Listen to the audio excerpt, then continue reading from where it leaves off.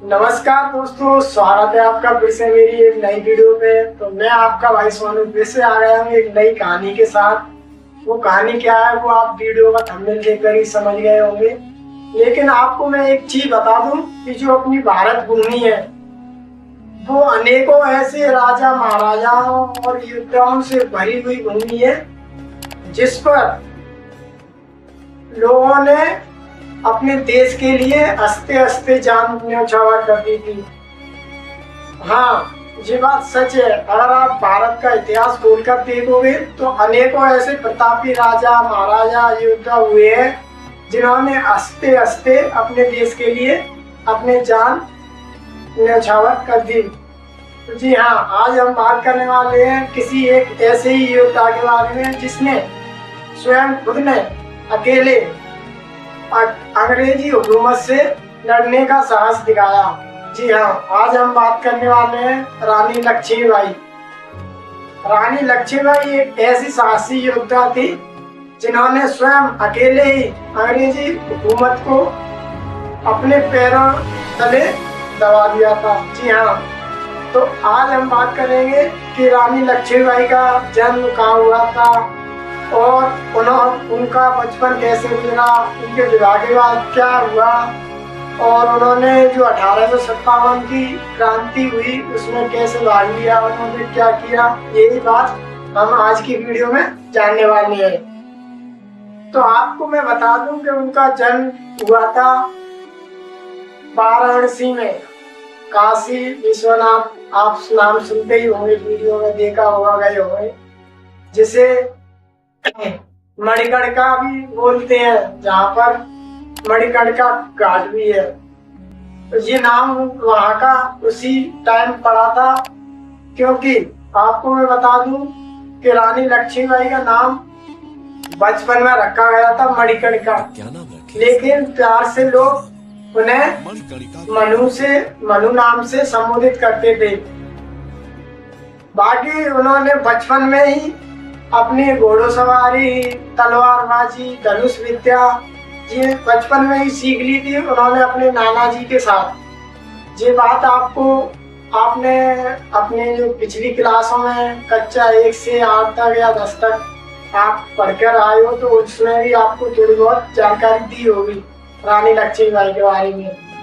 आपने 1857 की क्रांति सुनी होगी, उसमें भी इसका नाम आया था रानी लक्ष्मीबाई का। तो मैं आपको बता दूं कि इनको बचपन में मणिकर्णिका के नाम से और मनु नाम से संबोधित करते थे, लेकिन रानी लक्ष्मीबाई नाम इनका कैसे पड़ा वो भी मैं आपको इस वीडियो में बताने वाला हूँ। तो क्या हुआ था फिर, जहाँ उस टाइम औरतों को घर के काम सिखाए जाते थे, वहाँ उस टाइम रानी लक्ष्मीबाई अपनी धनुष विद्या और घोड़सवारी, तलवारबाजी सीख रही थी। क्योंकि आपको पता होगा पहले नारियों को इतनी सहनशक्ति नहीं दी जाती थी कि वो खुलकर अपना कुछ भी काम कर सके, लेकिन रानी लक्ष्मीबाई ने ये साहस दिखाया और उन्होंने अपने बचपन में ही ये शिक्षा सीख ली थी। और फिर उनका विवाह हुआ था झांसी के राजा गंगाधर तिलक से। उनका विवाह हुआ था 1842 में, लेकिन विवाह के बाद उनके पुत्र हुआ था, लेकिन उस पुत्र का निधन हो गया था। लेकिन बाद में उन्होंने फिर एक पुत्र को गोद लिया था। हमारे यहाँ पे भी आजकल आप देखते होंगे, अगर किसी के मतलब संतान नहीं होती तो एक दूसरे के पुत्र को गोद ले लेते हैं। तो उसी प्रकार उन्होंने दामोदर राव को गोद लिया था। हाँ, मगर दामोदर राव को उन्होंने गोद तो ले लिया था, लेकिन इस बात से जो अंग्रेजी हुकूमत उस टाइम वहां पर थी उन्होंने इससे साफ इनकार कर दिया कि इस गोद लेने की मतलब जो नीति है इसे हम नहीं मानते, और उन्होंने झांसी पे हमला करने की योजना बनाई।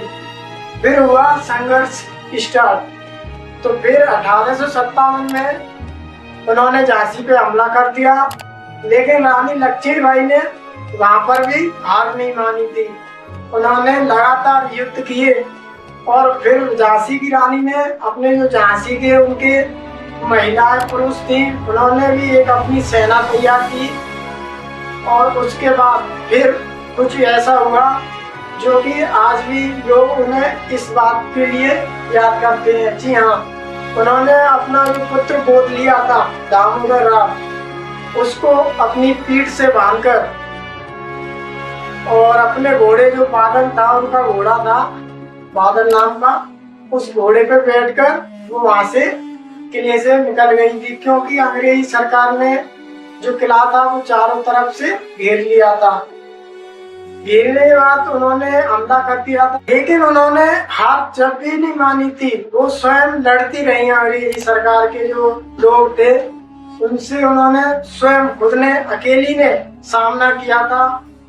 लेकिन फिर कुछ ऐसा हुआ जिससे ये थोड़ा युद्ध थमा। वो क्यों? जी हाँ, फिर आया उनका जो अंतिम युद्ध। उन्होंने तात्या टोपे और अन्य क्रांतिकारियों के साथ मिलकर अंग्रेजी हुकूमत को अपने पैर की धूल चटाई।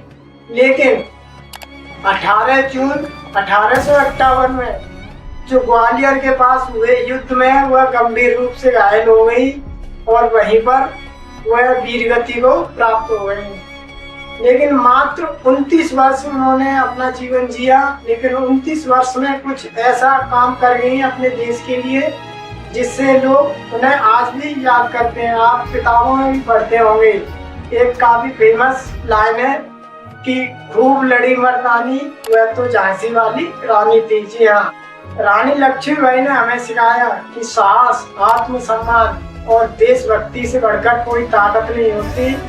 आज के टाइम पे अगर कोई इन वीर योद्धा, साहसी योद्धाओं का नाम सुनता है तो हर किसी का सिर गर्व से ऊंचा उठ जाता है। जी हाँ दोस्तों, आज की वीडियो में इतना ही। अगर आपको ये वीडियो अच्छी लगी हो तो प्लीज वीडियो को लाइक करना, चैनल को सब्सक्राइब करना और अपने दोस्तों के साथ शेयर करना। और अगर नेक्स्ट वीडियो आप किस वीर योद्धा पे जानना चाहते हैं उसका नाम कमेंट में जरूर लिखना और जय हिंद लिखकर जरूर जाना। मिलते हैं नेक्स्ट वीडियो में, जब तक के लिए जय हिंद।